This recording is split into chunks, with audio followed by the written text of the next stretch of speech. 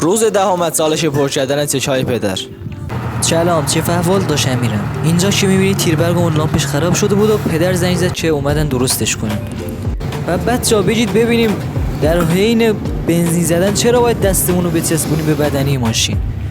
جان بعدش هم یه تصادف کوچیک شد. بعد چون ماشین دیسکش خراب بود اصلا ترمزش نمیگرفت.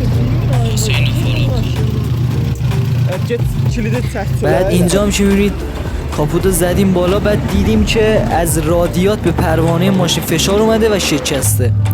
بعد که به ماشین آبینا رو ریختیم و میخواستیم حرکت کنیم بریم. بعد رادیات سوراخ شده بود، واسه همین که باز میکردیم در رادیاتو آب میزد بیرون.